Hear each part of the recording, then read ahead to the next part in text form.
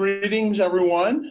I'm Paul Dreyfus, National Program Coordinator of Elders Promote the Vote, which is ECA's partnership with the Environmental Voter Project, with the goal of increasing the number of strong environmentalists who vote in the 2020 election.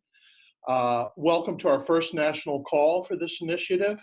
I'm going to make some brief introductory comments, and then Kate Heffernan, who is EVP's Director of Outreach, is going to do kind of a deep dive on the research and methodology on how we can identify strong environmentalists and encourage them to vote, and why this is important to the evolution of climate-friendly public policy.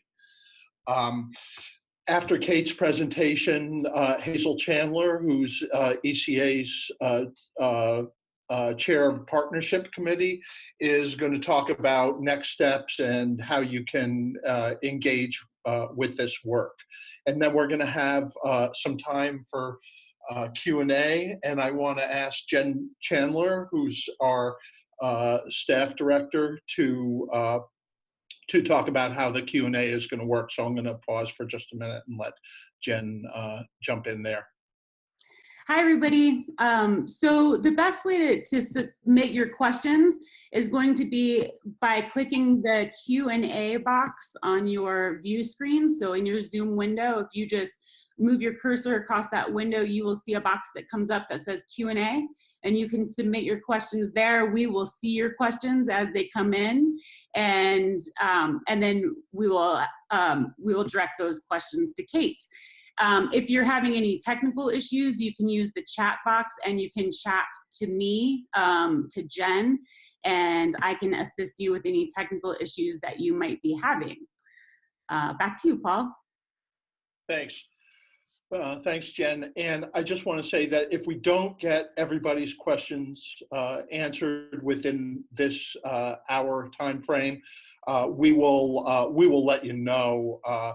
We're always available for Q&A 24/7 right up for the next 20 months till the election. So we will explain how you can get questions answered when they come up. I just want to give a little background on how we got here. Leading up to the 2018 elections, kind of ragtag team of about 50 ECA members. I know some of you are in the room tonight, and that's great. Helped the Environmental Voter Project by contacting, mostly by text, more than 200,000 low voting strong environmentalists, and generated several thousand votes that would not have been cast otherwise. Several hundred thousand, slightly wishful thinking, but maybe we'll get there. Now, with the 2020 election looming on the horizon, ECA's made a strong commitment to voter outreach. ECA's National Coordinating Council has designated the Elders Promote the Vote initiative and our partnership with Environmental Voter Project as a high priority for strengthening the pro-climate voice in the electorate, while staying true to our nonpartisan status as a charitable not-for-profit organization. We plan to double or quadruple our volunteer workforce, contact more than 1 million low voting environmentalists, and generate at least 10,000 votes that would not have otherwise been cast. We feel these numbers can go much higher, but this is a good goal to start with. So between now and about November 2019, there will be a local election and help out with. Then after that, as we turn the corner into 2020, the work is going to be steady and increasingly intense. So why is this initiative important? Kate's going to go into this into some depth, but according to their research, there are up to 15 million so-called super environmentalists who don't vote regularly. We now know that a successful voter outreach campaign can reach millions of these voters and result in tens of thousands of pro-environmental votes that would not have been cast without these efforts. And we also know that elected officials pay close attention to voter priorities. So the more super environmentalists that vote, the more likely we will see pro-climate policies come out of elected bodies. Also, we're at a moment of opportunity. Polls show, and I think we can just feel it in day-to-day monitoring of the media and talking to our friends and coworkers and family members, we're at a real moment of opportunity with increased public attention to climate and environment, increased appetite on the part of the public for true climate action, and a historically important election ahead of us with high public interest. So it's 20 months till the 2020 election. Why are we starting now? Well, first, voting is a habit. If we can encourage people to vote in a 2019 election, it's more likely they'll vote in 2020. Also, there's a lot less noise in the environment now. Once we turn the corner into the 2020 primary season, people are going to be getting calls, letters, ads from dozens and dozens of different entities. So the field is a little quieter now, so perhaps more of an opportunity to get on people's radar than later in the political season. Secondly, once we get close to the 2020 election, there literally going to be millions of voters to contact. So we want to be firing on all cylinders. So we're looking to gain experience now with a few critical races so that we can be ready to be really high powered and efficient as we go into the big game in 2020. So how does Elders Promote the Vote work? Environmental Voter Project is kind of our knowledge partner, and they will provide us with state-of-the-art texting and calling apps that we will load up with target lists of environmental voters that EVP will provide. And these are not just strong environmentalists, these are strong environmentalists who have a poor record of showing up to vote. And again, Kate will go into that, I'm sure, in some more detail. Second point is that our volunteers will receive orientation and training and whatever support they need to constructively participate in this effort.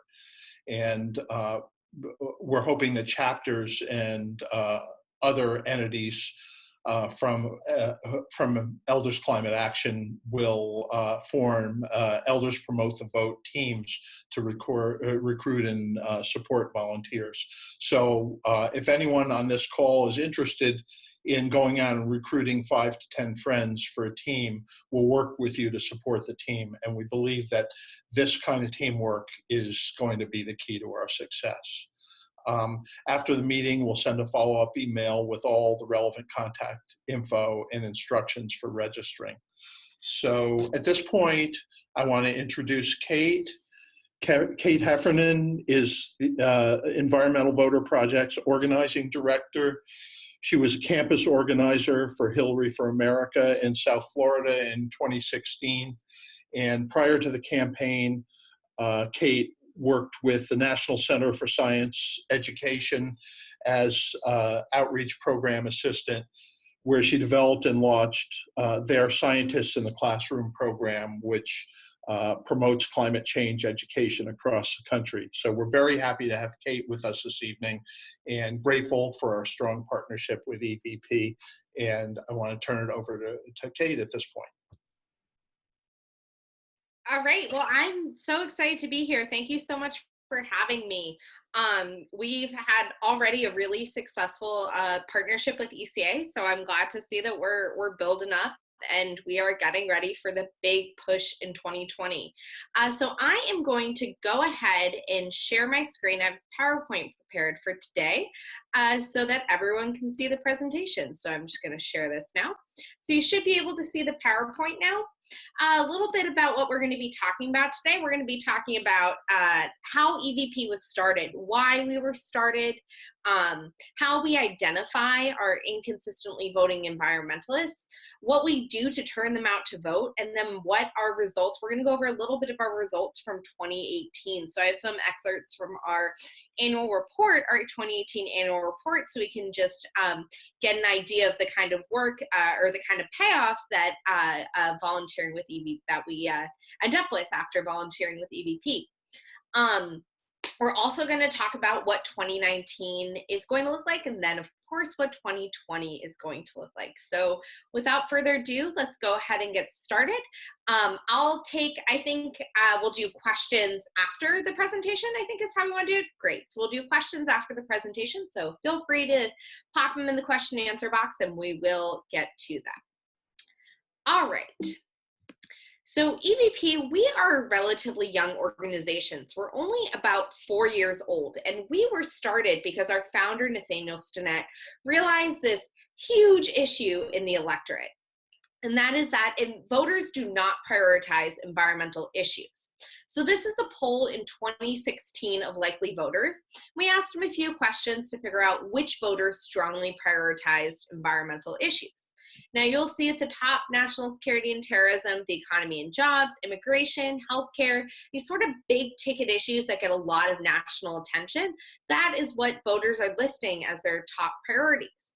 Now, climate change and the environment only got about 4% of respondents listing it as the most important or second most important issue that they take into account when going to the polls.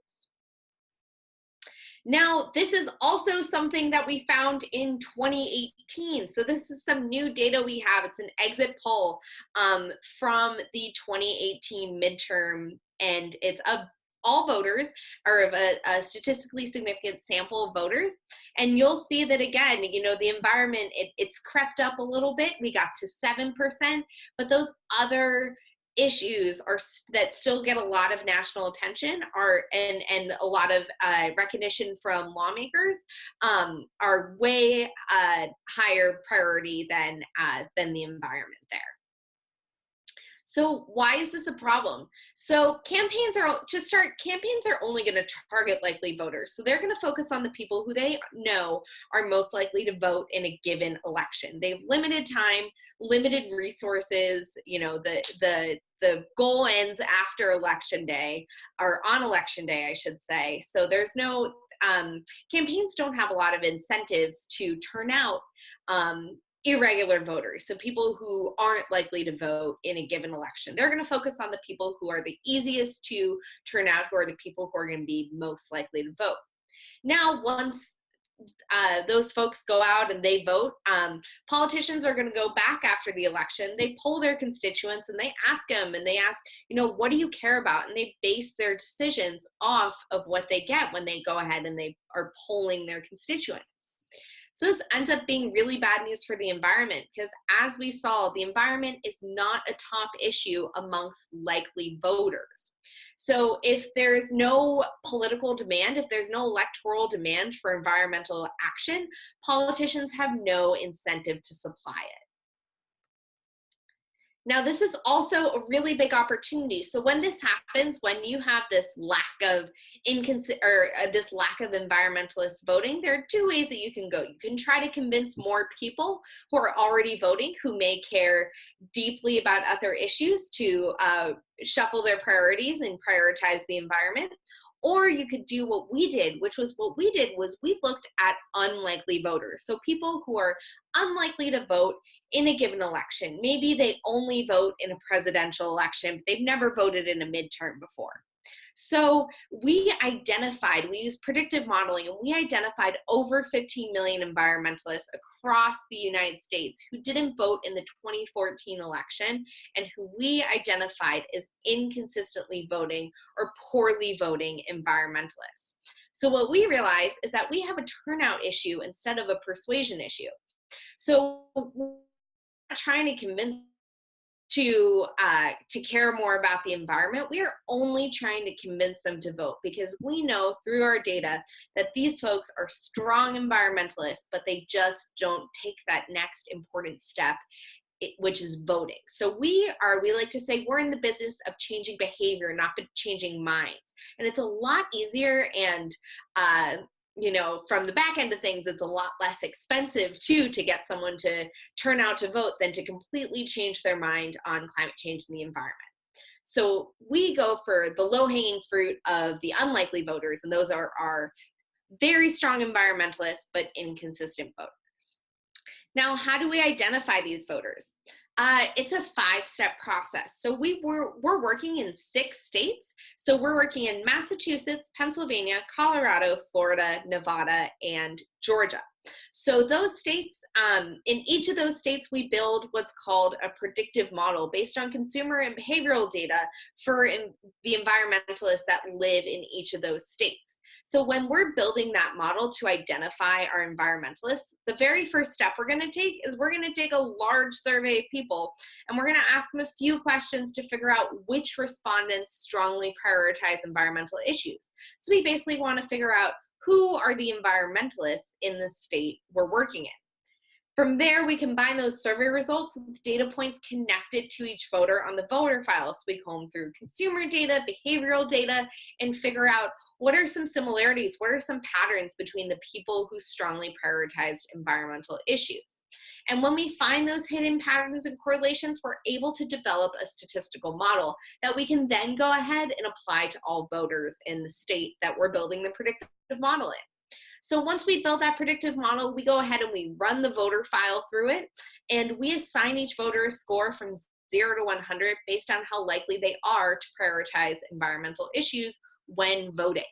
From there, we focus on the people, when we're doing turnout, we focus on the people who are on the highest end of that spectrum. So the folks who are super strong environmentalists. And we define an environmental voter as someone who lists the environment as one of the top 2 issues that they make their decision off of and they care about when going to the polls. Now, of the environmental voters we identify, we're only targeting those who are not perfect voters. So people who are unlikely to vote in a given election. For example, we have a municipal race in Denver, Colorado coming up, I believe in 2 weeks. Yes, 2 weeks. I believe it's 2 weeks from today.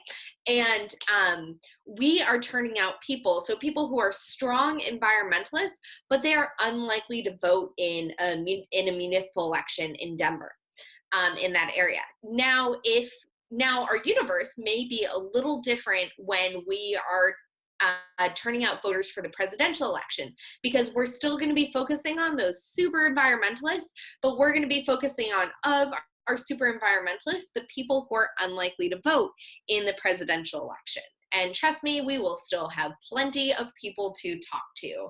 It will not be a problem running out of voters to talk to there.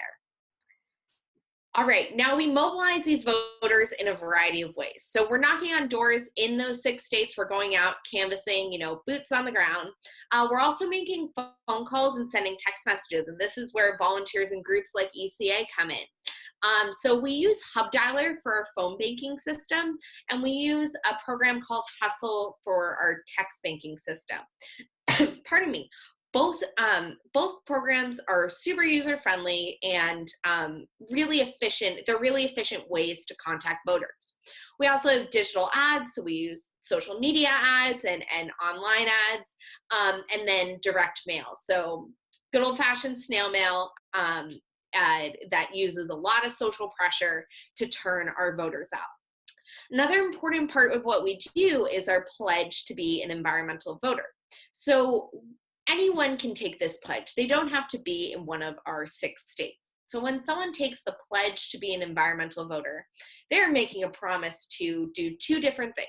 They're making a promise to always vote when given the opportunity. So that means if there is a school board race in their area, or if there's a ballot question, or if there's a municipal race, or if there's a presidential race, anyone who takes our pledge is making a commitment to always vote when they are able to, when there is an election. The second part of that commitment is that they're always going to prioritize environmental issues. So when they go to the polls, they're going to take the environment into account when making their decision. Now, we follow up with these folks who take the pledge, and it's actually a really powerful tool we have to make sure they turn out to vote. Because if let's say we're texting someone and we have them and they decide to take our pledge to be an environmental voter, when they take that pledge, they are making that promise to always vote and always prioritize environmental issues. And then what we can do is when they have an election, we can turn that around and be like, hey, it's the Environmental Voter Project again. Thank you so much for taking this pledge and making this promise to be an environmental voter. Now it's time to follow through on that promise. We know you're a good person. We know you're going to do it. Here's where you can find your polling information. So we really make sure that anyone who takes our pledge is absolutely turning out to vote. Now, something that's unique about EVP and as well as ECA is that we are nonpartisan. So we're not trying to elect particular candidates or even really push a specific policy. We just want to build up that demand for environmental action by building up that environmental voting block. That way, you know, at one point we'll reach critical mass, and regardless of who's elected, they're going to have to start listening to the concerns of environmentalists and taking environmental action if they want to keep their jobs. So again, we are completely nonpartisan. We like to think we're like a rock the vote operation, but for the environment. All right. And here's a little information about our impact in 2018. So I'm really excited to share this. I'll go over each state. In Colorado, we targeted just over 194,000 voters. So those are all folks who we deemed as unlikely to vote in the midterm elections in Colorado, but super environmentalists. So we saw a 2.2% increase in turnout caused by EVP, and we actually were able to create 4,276 new voters in Colorado through our turnout efforts. Now, just to give a little background on how we get to these numbers, we actually take a control group out of every state we're working on when we have a large enough group to do so, and we won't talk to those folks. So we run a randomized control trial when we're doing turnout, and we won't talk to the folks who are in our control group, and then we'll call, text, canvas, send digital ads, send direct mail to everyone else, and that way, regardless of if there's other noise, if there are other people talking to these folks, we are able to tell what EVP's impact was. So in Colorado, we had a 2.2% increase in turnout, and we're actually very consistent across Georgia and Florida as well. So we saw that same turnout. So, it wasn't just a random thing that we had that boost in Colorado. We saw that between texting, our digital ads, our direct mail, a robust canvassing program, and a robust calling program, pardon me, that we were able to increase turnout by about 2.2% in each of those states. And in Florida, we were targeting just tons and tons of voters, just over 844,000 targeted, and we actually were able to create over 18,000 new voters, which we were really proud of and really excited about. So you'll see that this is sort of a slow but sure process. And once we create those new voters, and once they vote and they become consistent voters, we at one point are not going to have to talk to them anymore. They're going to graduate out of EVP's program because they're going to be picked up by other campaigns and voter turnout groups that traditionally talk to people who are super voters, who are likely voters. They basically become likely voters. So we even increase that return on investment. All right, and then we have a little bit of variation in Massachusetts, Nevada, and Pennsylvania. So Massachusetts, we increased turnout by about 2.3%. Nevada, 3.4%, with about 2,811 new voters added by EVP this year in last year in 2018. And then in Pennsylvania, we had some really great results. So we did something a little different in Pennsylvania. So we had a year-long experiment running from November 2017 to November 2018, where we were pretty much constantly in contact with these voters in Pennsylvania.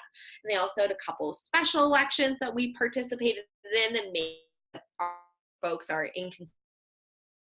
We're turning out to vote, and we saw with that consistent communication with our environmental voters and that year-long effort put into turning them out, we saw a really fantastic 4.1% increase in turnout. And that is, nearly 22,000 new voters. And we know that, that makes a huge difference in an election. Now, I want to go ahead and just show everyone, I have our annual report up here, and then you'll see we are powered by volunteers. So we have about 2,200 volunteers across the country, and these are some of our numbers in terms of what we did this past year and really what we can do. I could see ECA adding another 500, maybe even 1,000 new volunteers. Who knows how many texts we could send then.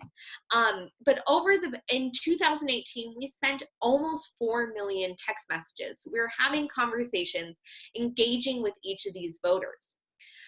We called over 65,000 voters and we knocked on almost 58,000. So we really had a great impact there. And you'll see Elders Climate Action is right under our partnership organizations.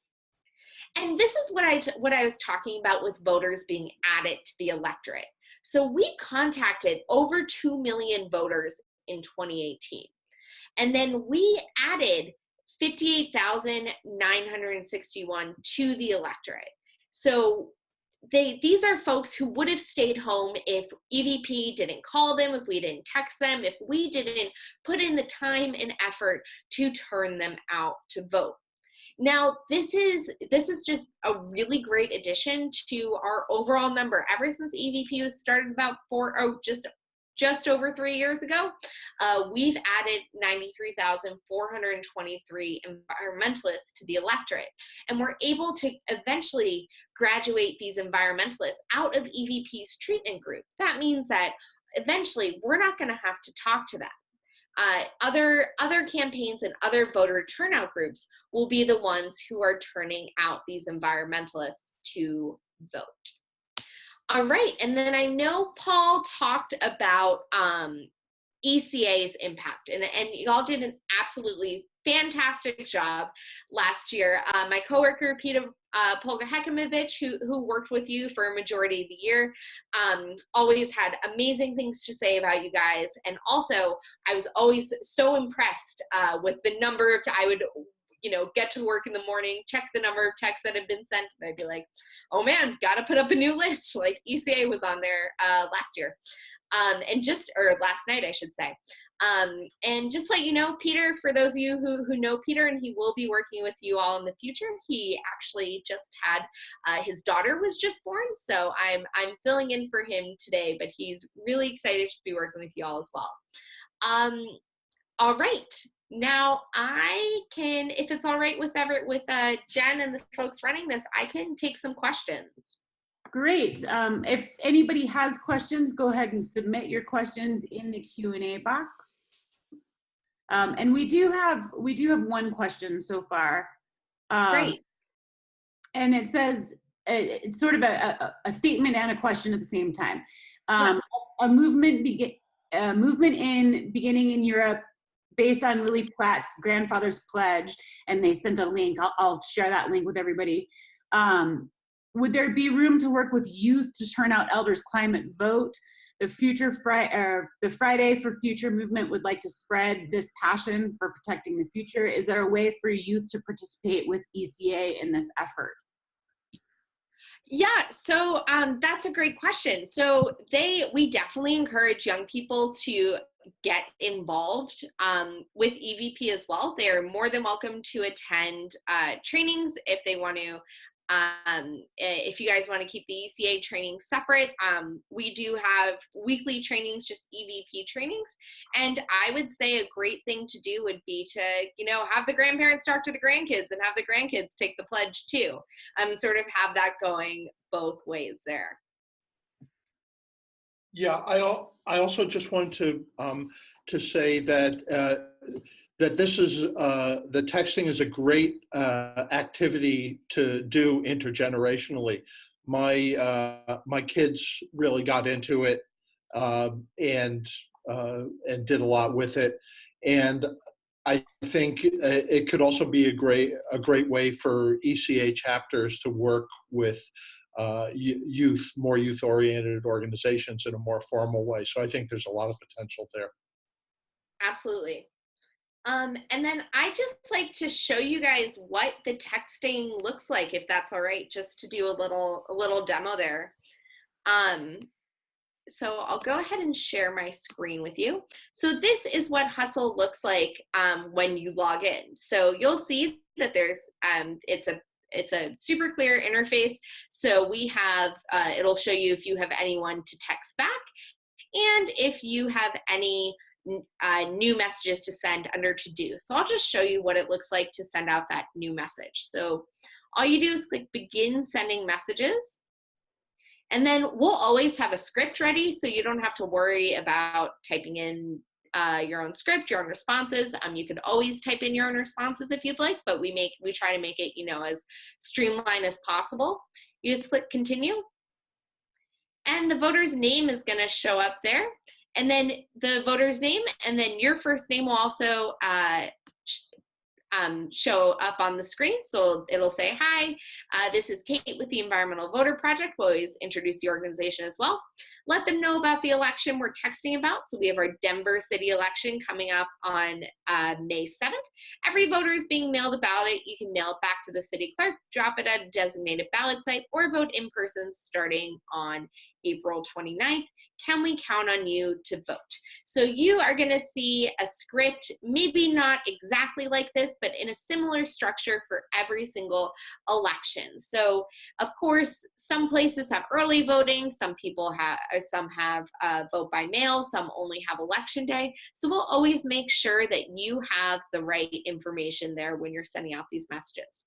And all you do is click the blue send button. So you just send it, and then it'll fill in with the other voters, the next voter's name, and then you can keep on sending. And then you'll see here that you can do it. You can do it like really quickly. Hustle is actually for folks who have texted in the past. Hustle has gotten even faster, where you can send out 50 texts in under a minute. So it is really cool. And that's just a little intro to Hustle for what that looks like. We have another question for you. Great. Why did reluctant voters not vote? My impression is the key reason was not to trust any particular issue.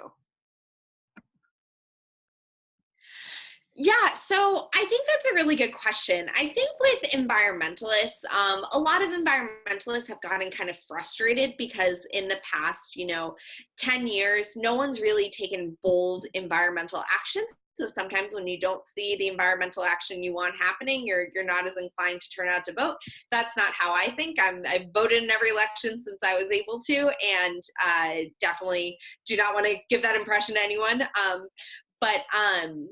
It's hard to measure this, and it's hard to really ask people and get an honest answer about why they don't vote, because a lot of people, being a good voter and being a voter is a part of being a good citizen. It's really like looked highly upon.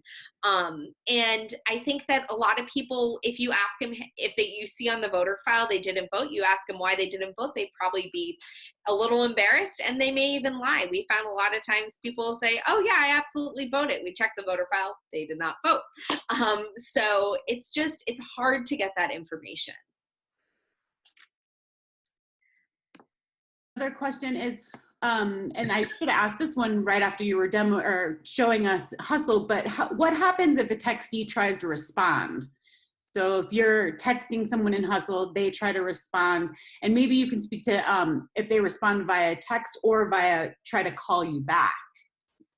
Yeah, so if they respond via text, we have pre-made scripts for you to use that are and then I'll share my screen so you can see just the location of where the scripts are. So we're gonna have a bunch of different pre-made scripts right here, this little chat bubble right here.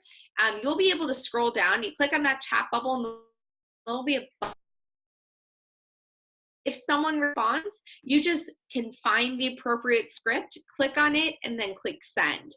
Another option is, and we'll always give you sort of I like to call it the response tree. So we'll show you what the appropriate responses are for certain answers. So for example, if someone says they are voting, there will be a pledge ask in our yes response.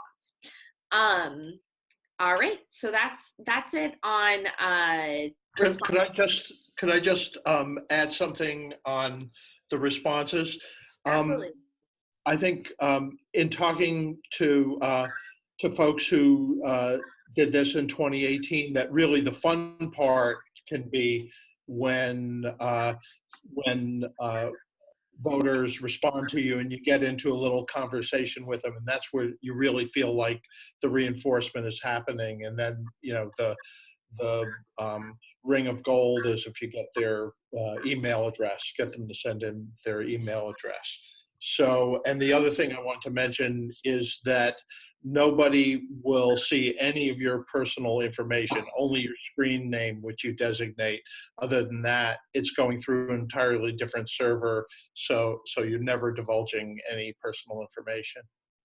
Yeah, thank you for adding that, Paul. That's both really good points. And to piggyback off of what Paul said about engaging in conversation with the folks who were texting, we are always trying to prompt a conversation. So sometimes if it's a pure get out the vote, like the night before election day text script, we're not going to be asking questions. But in the rest of our texting scripts, we're going to be asking voters, can we count on you to vote? Will you be voting early or will you be voting on election day? We're asking them questions so that they do, eventually get back to us and we're able to engage in conversation there. It's really important if somebody tries to call back, there is those are answered at Environmental Voter Project. So it never comes to your phone in any way. Yes, thank you, April. That's a really important part. Another question is, how does EVP recruit partner organizations? That's a great question. We do it in a few different ways. Sometimes it just crops up organically. Someone attends a volunteer training, starts volunteering with us. They want to get their group involved, and maybe we'll build a pledge partnership with them so their members can take a specific pledge that's personalized to their organization. Sometimes we reach out to groups that we think like indivisible groups and other sort of groups like that are sort of activist groups and interested in civically engaging, and we have a turnkey field operation where they can just plug right in and get involved. So that's another way we build relationships with partner organizations. And it just between Nathaniel, our executive director, and myself and Peter, we've all sort of organically built these relationships with different groups to sort of build up the movement of the Environmental Voter Project, make sure more folks are, pledging to be environmental voters. It's very powerful for us to have large numbers of pledges to tell people to, that we have, so that there's, more people want to, and then there's that like sort of momentum there. And then we also work with different organizations in the capacity that we do with ECA, where we are hosting volunteer trainings, and we have, an ongoing relationship to plan, meetings like tonight, and volunteer opportunities and voter engagement opportunities. Great. And if anybody else has any questions, you can submit them in either the chat box or the Q&A. And I just had another one come in. Are there partner organizations working in states other than the ones that you showed data for? That's a good question. So we don't have specific statewide organizations that we're working with in other states, but I'll give an example.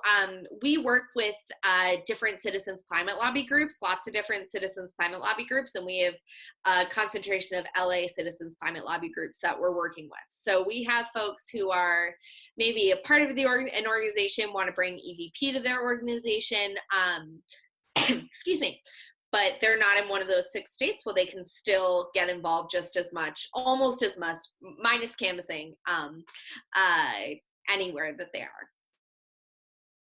There's plans for the 2020 possibly to expand to some additional states. And I think one of the powers and beauties of this is we can assist if we live in a state where it's, the election outcomes are pretty sure to come out in favor of environmental candidates, we can help work in those states that have kind of a tougher ride that builds that momentum in those states. Kate, does EVP engage in any voter registration campaigns? Yes, so another really great question. So we don't have targeted voter registration campaigns. It's very hard to do targeted voter registration to try to, only register environmentalists and specific environmentalists. So we don't have specifically like targeted voter registration programs, but we do voter registration on different college campuses with our campus coordinators. And we do voter registration just through our website as well. We make sure that it's available for folks who do want to register or update their registration. When we talk about our targeted environmentalists, those are all people who are already registered. How do the big greens review EVP's campaigns? I'm assuming that big greens means large organizations, large green organizations. John, if you can clarify that for me. Large national environmental organizations is what he is referring to.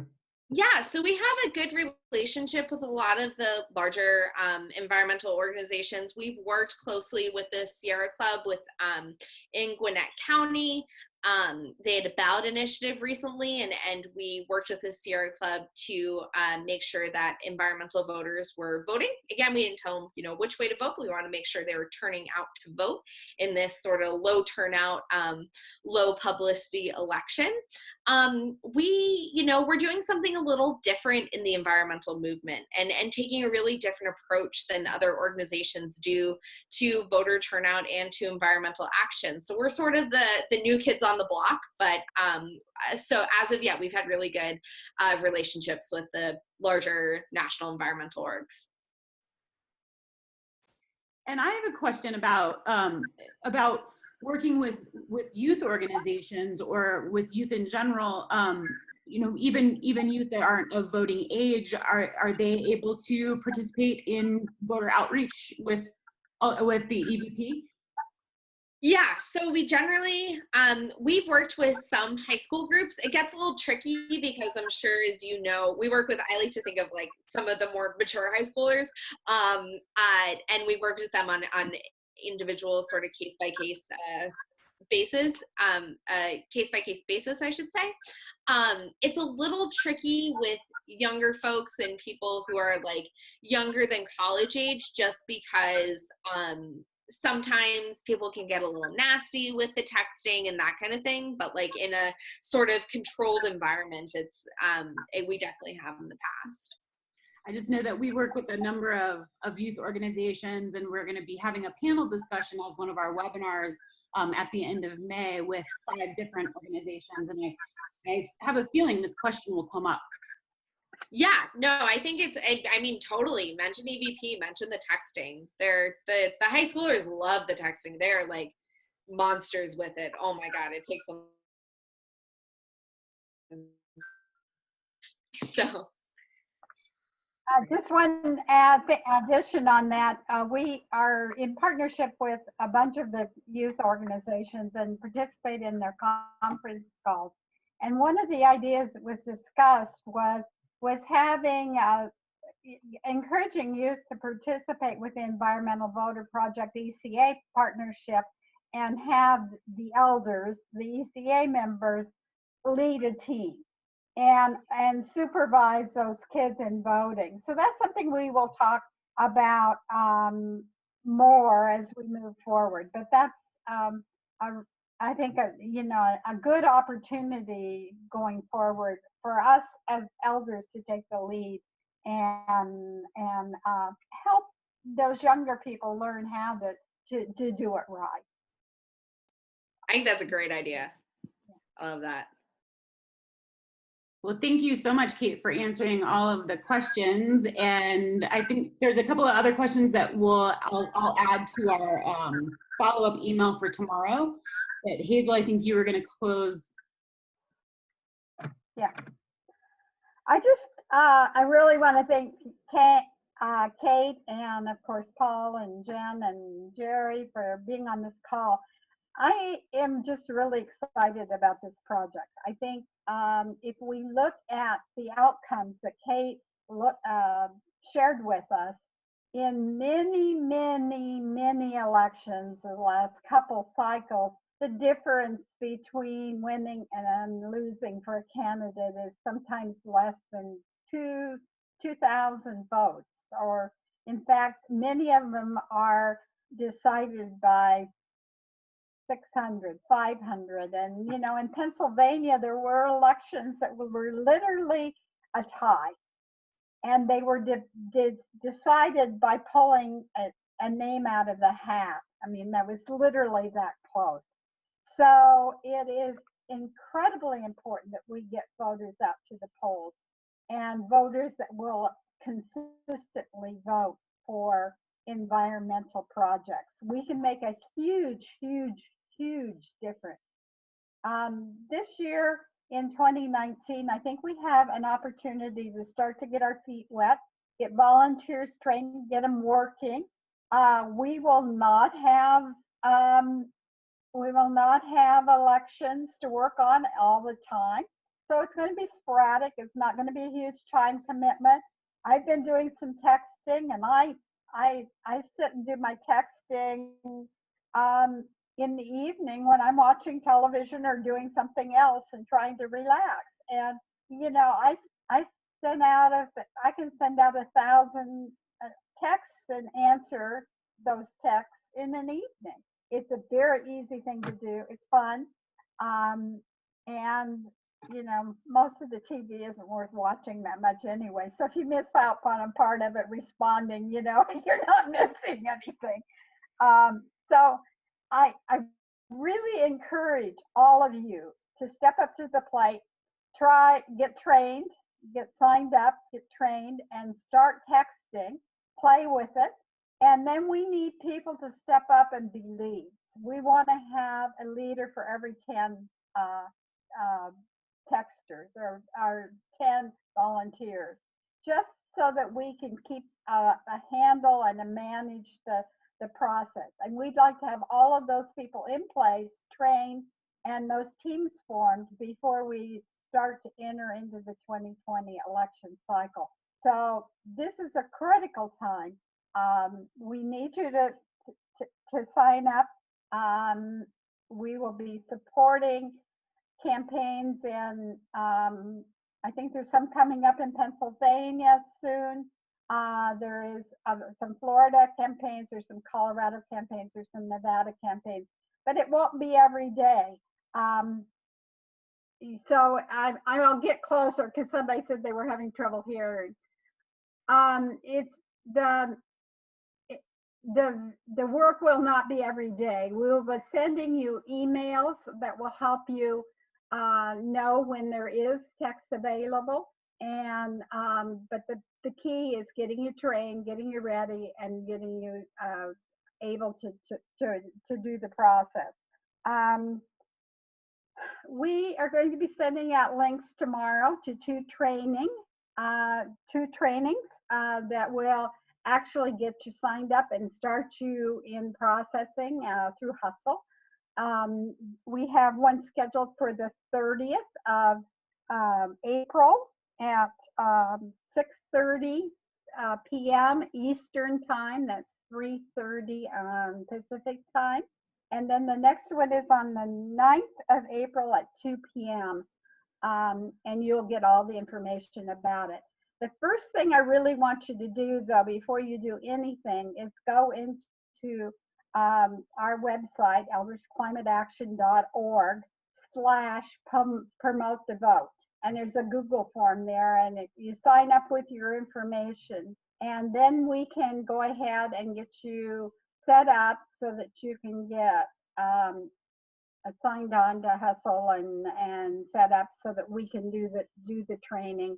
So we'll be ready for the training on the 30th and on the 9th. Like I said, this is a fun project, but I cannot stress enough how important this is. You know, scientists are telling us that if we don't act now, our children and our grandchildren are going to have a very dim future. And this is an opportunity to change that.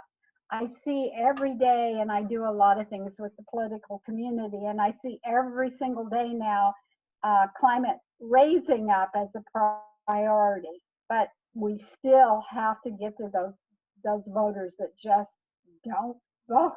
And there are a lot of them. You know, there's a lot of them that, you know, are in the voter files, and you look at them in the voter files and they haven't voted. I mean, maybe they voted once in the last 8 years, you know?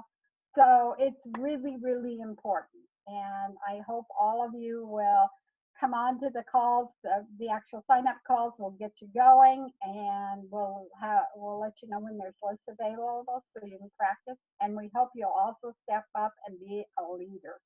We need those leaders to help us carry this forward. It's not something that Paula and I can do by ourselves. We have to have a team, and we need people to step forward. Thank you very much. I really appreciate you being on the call, and I think Jerry had a couple things she needed to say as well. Thank you all. Thank you, Kate, Hazel, and Paul, for the fabulous presentation. And I could tell you the first time I heard the presentation about EVP and the data and the statistics, I was left scratching my head saying, well, what do you mean environmentalists don't vote? How could they not vote? And it just blew my mind that that could actually be a reality. So it goes to the huge importance of what EVP is doing and what ECA is doing in partnership, because the only way to get the environment and environmental issues looked at and heard is if the voters are demanding it.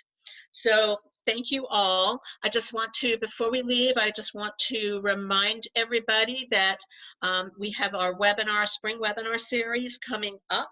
Last year we had webinars, and they were fantastic and really well attended.